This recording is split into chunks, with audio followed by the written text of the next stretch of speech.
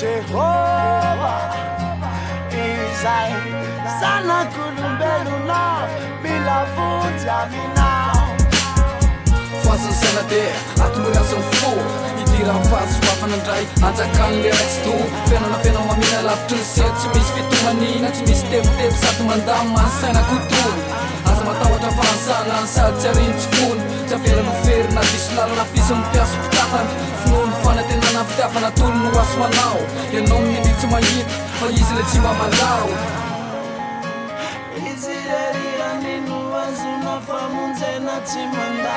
Sakafo maso miampy ny saina amin'ny fatana sy ny fanahy izy natrona mpamonjy parany tany sady pia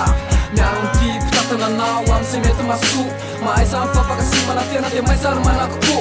dia tsy amariny nyty mila mibebaka sady mifony fansarana polisy atanàna tsy mety amintsika fa leo anatinony tapitra treo amin'ny fitiavan-tena miampy ny fahakalana fisaina nomorona marikorikona solo ny fahazavana.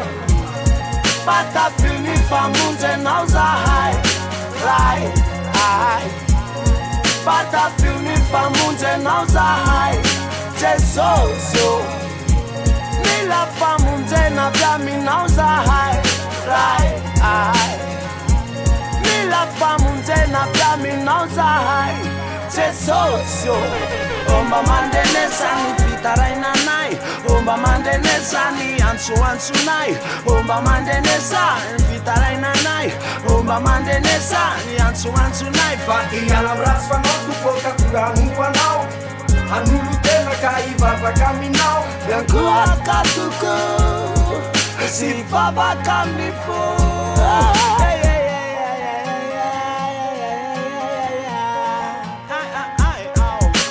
Zanak'olombelona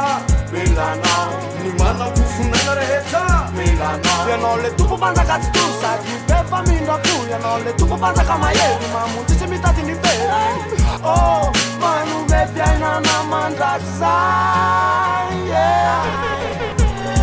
patafio ny famonjenao zahay ray patafio ny famonjenao zahay Jesosy mila famonjena avy aminao zahay ray mila famonjena avy aminao zahay Jesosy